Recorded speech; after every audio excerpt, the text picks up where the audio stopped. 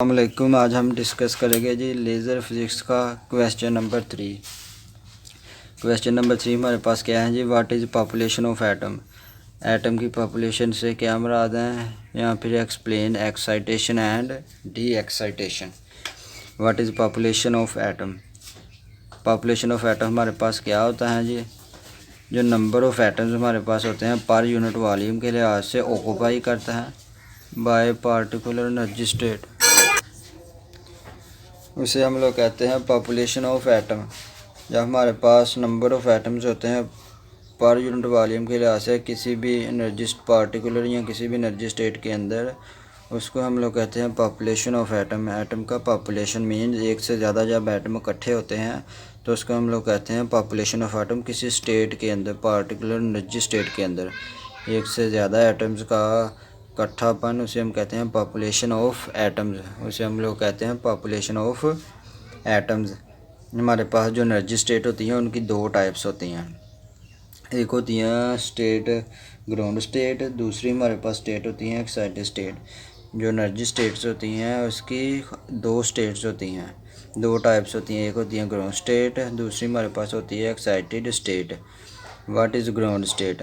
हमारे पास जो लोवेस्ट अवेलेबल एनर्जी स्टेट होती हैं, जो सबसे ज़्यादा निचले दर्जे की लोवेस्ट अवेलेबल एनर्जी स्टेट, उसको हम लोग कहते हैं ग्राउंड स्टेट। इसमें जो हमारे पास इलेक्ट्रॉन होते हैं उनकी लाइफ टाइम होता है इन्फिनिट होता है। अगर हम उनको एनर्जी प्रोवाइड ना करें तो उसका वो सारी ज़िंदगी उधर ही स्टे किए रखते हैं, ठीक है ना, सारी ज़िंदगी उधर ही स्टे किए रखते हैं। उस एनर्जी स्टेट को हम कहते हैं ग्राउंड स्टेट। जो सबसे निचले दर्जे की लोवेस्ट एनर्जी स्टेट होती है उसको हम लोग कहते हैं ग्राउंड स्टेट। हमारे पास उसका लाइफ टाइम होता है इन्फिनिट, लामहदूद, जिसकी कोई हद होती नहीं है। उसके बाद आता है जी एक्साइटेड स्टेट। जो एक्साइटेड स्टेट होती हैं उसकी भी मज़ीद दो टाइप्स होती हैं, एक होती है नॉर्मल एक्साइटेड स्टेट्स, नॉर्मल हद नॉर्मल, उसके बाद दूसरी होती है मेटास्टेबल स्टेट। हमारे पास जो नॉर्मल एक्साइटेड स्टेट होती हैं, ऐसी एक्साइटेड स्टेट जिसका लाइफ टाइम 10⁻⁸ सेकंड होगा, ऐसी एक्साइटेड स्टेट जिसका लाइफ टाइम 10⁻⁸ सेकंड होगा, उसको हम लोग कहेंगे नॉर्मल एक्साइटेड स्टेट।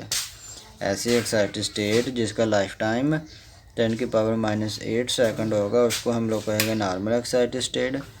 इसी तरह हमारे पास ऐसी एक्साइटेड स्टेट जिसका लाइफ टाइम 10⁻³ सेकंड, ये 10⁻³ सेकंड हो या मोर, इससे भी ज़्यादा, तो उसको हम लोग कहते हैं मेटास्टेबल स्टेट। उसको हम लोग कहते हैं जी मेटास्टेबल स्टेट। ऐसी एक्साइटेड स्टेट जिसका लाइफ टाइम क्या हो 10⁻³ सेकंड, मीन्स एक्साइटेड स्टेट के मुकाबले में ज़्यादा हो। पावर नेगेटिव में जितनी कम होती जाएगी उतना ही उसका टाइम ज़्यादा होता जाएगा। इसकी पावर ज़्यादा है लेकिन नेगेटिव है तो इसलिए ये कम है।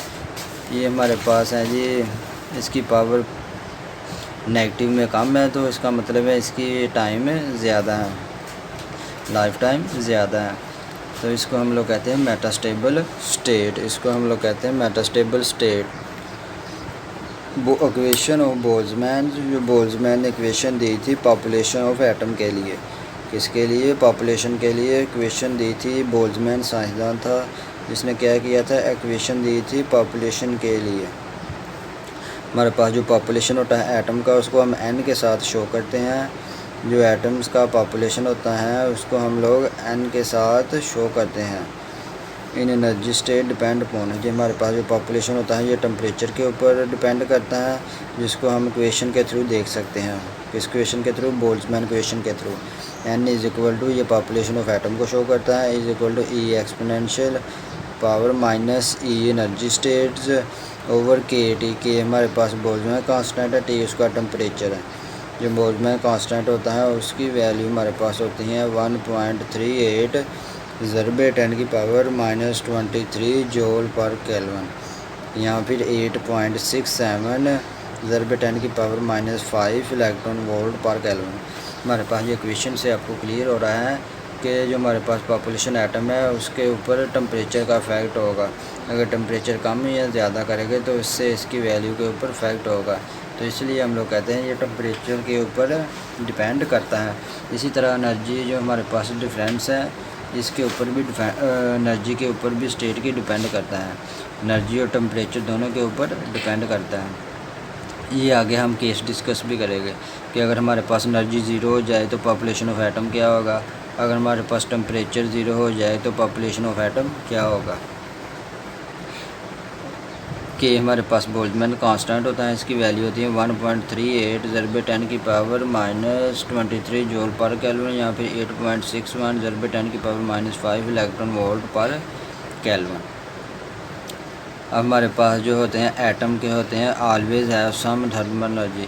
हमारे पास जो एटम होते हैं उनकी हमेशा क्या होती है, थर्मल एनर्जी मौजूद होती है कुछ टेम्परेचर के ऊपर अबव 0 केल्विन। जब टेम्परेचर अबव 0 केल्विन होगा तो हमारे पास जो एटम होगा हमेशा उनके पास थर्मल एनर्जी होगी। हमारे पास टेम्परेचर अगर 300 केल्विन होगा, अबव 0 केल्विन मीन्स 300 केल्विन होगा, तो हमारे पास थर्मल एनर्जी होगी 0.025 electron volt at room temperature. जब टेम्परेचर हमारे पास 3 केल्विन हो जाता है तो हम उसको कहते हैं रूम टेम्परेचर। तो इस टेम्परेचर के ऊपर हमारे पास थर्मल एनर्जी होती है 0.025 इलेक्ट्रॉन वोल्ट, 0.025 इलेक्ट्रॉन वोल्ट। हमारे पास इसकी एनर्जी होती है 0.025 इलेक्ट्रॉन वोल्ट, 0.025 इलेक्ट्रॉन वोल्ट। जो हमारे पास एटम होते हैं वो डिस्ट्रीब्यूट होते हैं, डिवाइड होते हैं अलग-अलग एनर्जी स्टेट के अंदर अपनी एनर्जी के लिहाज से। अगर किसी की एनर्जी कम है तो वो किसी और स्टेट में होगा, किसी की एनर्जी ज़्यादा है तो किसी और स्टेट में होगा। हमारे पास एनर्जी के लिहाज से उनको डिवाइड किया जा सकता है स्टेट के अंदर एटम को। हमारे पास जो एटम का पॉपुलेशन होता है डिक्रीज़ होता है at each state with increase of energy.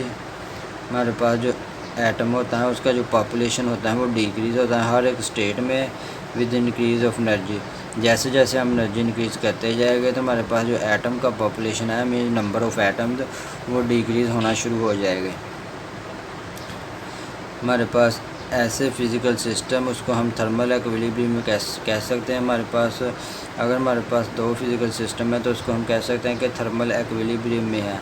अगर उसमें कोई भी नेट फ्लो ना हो थर्मल एनर्जी का, उन दोनों के दरमियान अगर एनर्जी का कोई ट्रांसफ़र ना हो तो उसको हम लोग कहते हैं थर्मल इक्विलिब्रियम। अगर हमारे पास कोई ऐसा प्रोसेस आ जाए जिसमें हमारे पास हीट का फ़्लो ना हो, टेम्परेचर सेम हो जाए, अगर हमारे पास यूनिवर्स का टेम्परेचर सेम हो जाए तो हम लोग उसे कहते हैं हीट की डेथ। कोई भी चीज़ एक दूसरे से हीट ट्रांसफ़र नहीं करेगी। ये हम थर्मोडायनामिक्स में भी ये एमसीक्यू के लिहाज से पॉइंट है। अगर हमारे पास यूनिवर्स में हर एक चीज़ का टेम्परेचर सेम हो जाए तो उसे हम लोग कहते हैं हीट की डेथ। मीन टेम्परेचर सेम हो जाएगा, कोई हीट फ्लो नहीं करेगी। यही हमारे पास थर्मल इक्विलिब्रियम में है। अगर ऐसे फिज़िकल सिस्टम जो हमारे पास थर्मल इक्विलिब्रियम में हो मीन उनका आपस में टेम्परेचर सेम हो जाए तो उसमें कोई भी हीट का फ़्लो नहीं होगा। अब आगे आया था जी रिलेटिव पॉपुलेशन। अब हमने केस लेने हैं दो के, एक एनर्जी स्टेट E1 लेनी है, एक एनर्जी स्टेट E2 लेनी है। उनके लिए हमने पॉपुलेशन निकालना है एटम का कैसे, बाय बोल्ट्जमैन इक्वेशन। इस इक्वेशन के अकॉर्डिंग, बोल्ट्जमैन इक्वेशन के अकॉर्डिंग हम लोगों ने E1 एनर्जी स्टेट के लिए इक्वेशन निकालनी है, फिर E2 के लिए निकालनी है। इसको हम लोग कहते हैं टू लेवल सिस्टम। हमारे पास जो पॉपुलेशन होगा of atom for lower energy state E1 के लिए, जो हमारे पास एनर्जी स्टेट E1 है इसके लिए पॉपुलेशन ऑफ एटम का मतलब है कितने नंबर ऑफ़ एटम इस स्टेट में मौजूद हैं। N1 हमारे पास आ जाएगा इज़ इक्वल टू E की पावर माइनस E की जगह हमारे पास एनर्जी स्टेट E1 आ जाएगी ओवर K कांस्टेंट है T, ठीक है ना, ओवर K T। इसी तरह हमारे पास जो पॉपुलेशन है नंबर ऑफ़ एटम्स हैं एनर्जी स्टेट E2 में या अपर एनर्जी लेवल में E2 में, वो हमारे पास इक्वल होगा N2 is equal to E की power minus energy state E2 आ जाएगा, बाकी सारा सेम रहेगा KT। अब आ गया हमारे पास रिलेटिव पॉपुलेशन। हमारे पास N2 को हम डिवाइड कर देंगे N1 के साथ, N2 को डिवाइड करेंगे N1 के साथ। N2 है हमारे पास E की पावर, N2 है हमारे पास, ये हमारे पास आ गई रिलेटिव पॉपुलेशन के लिए इक्वेशन। हमने क्या करना है, N2 को डिवाइड करना है N1 के साथ। इसमें हमारे पास थोड़ी सी मिस्टेक है, ठीक है ना, ये पॉइंट हमारे पास मिस्टेक है, ये पॉइंट हमने इधर कर लिया। N2 की जगह हमारे पास आ जाएगा e की power minus E2 over KT dividing by N1 है हमारे पास e की power minus E1 over KT। अब ये हमारे पास जब ऊपर जाएगी एक्सपोनेंशियल टर्म तो ये नेगेटिव है, तो ये क्या हो जाएगा, पॉजिटिव हो जाएगा।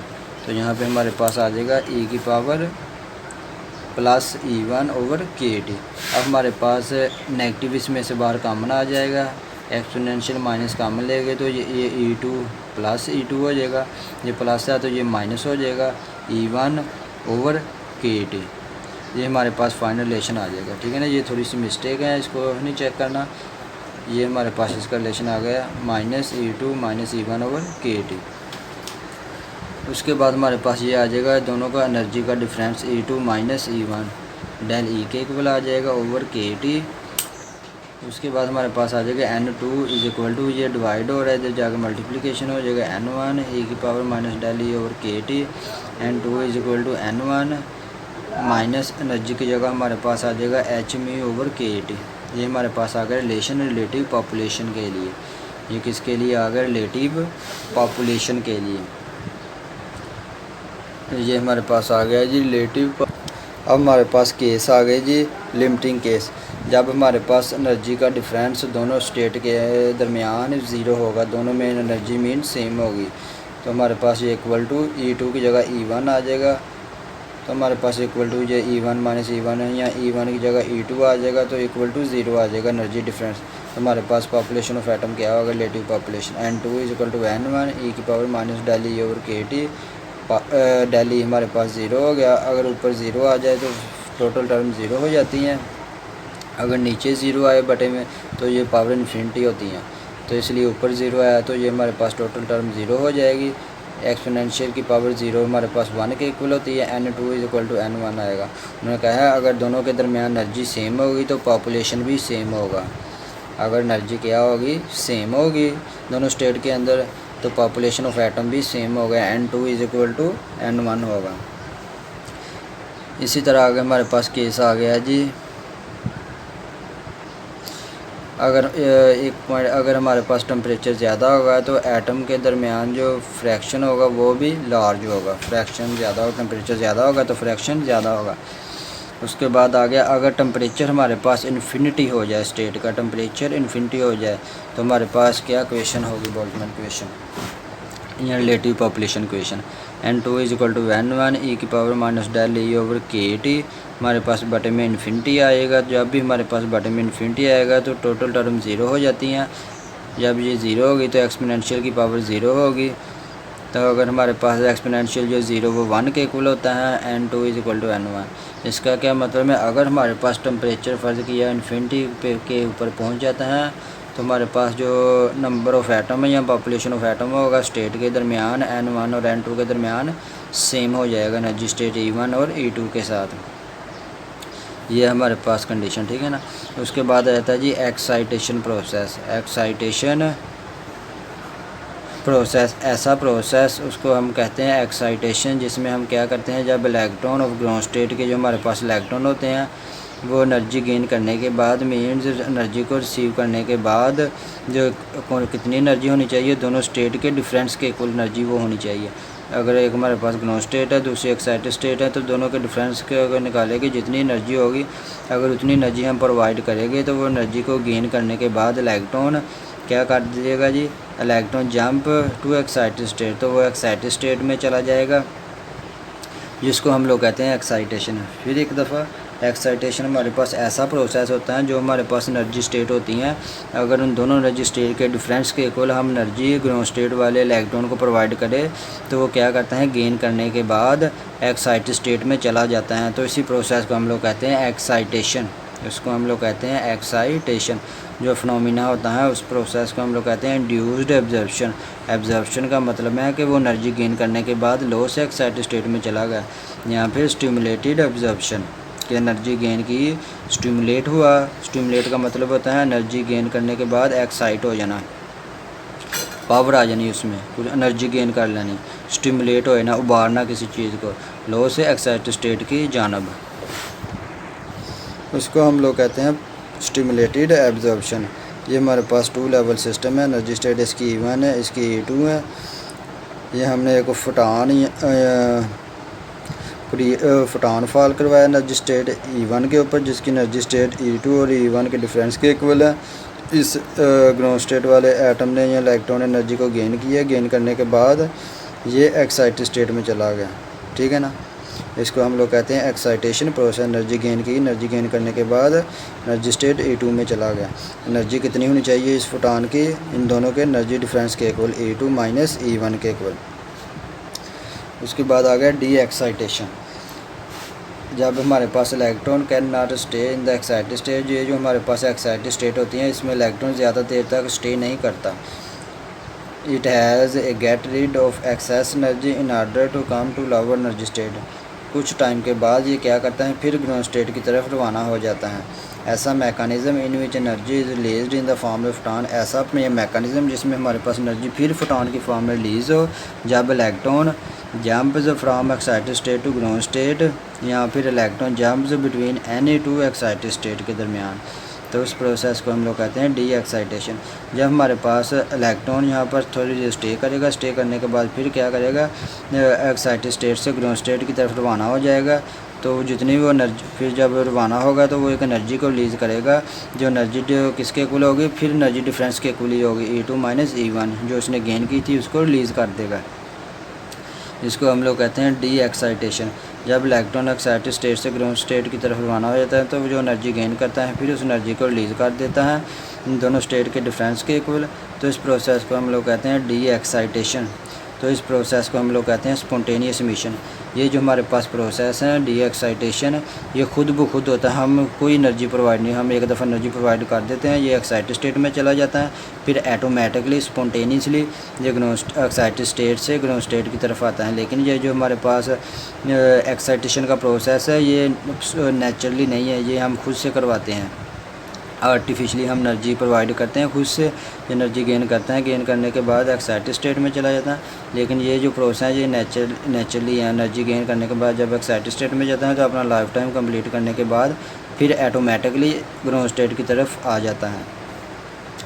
हमारे पास जो एनर्जी होती हैं, जो फोटान मिट होता है उसकी एनर्जी इक्वल होती हैं E2 माइनस E1। जितनी एनर्जी गेन की थी उतनी ही एनर्जी के डिफरेंस के इक्वल होती हैं। कितनी एनर्जी होती हैं, H mu is equal to E2 minus E1। ये हमारे पास हो गया डी एक्साइटेशन का प्रोसेस। तो आज के लिए इतना ही काफ़ी है। अगर किसी को समझ नहीं आई तो कमेंट बॉक्स में लाजमी पूछना है। Thank you.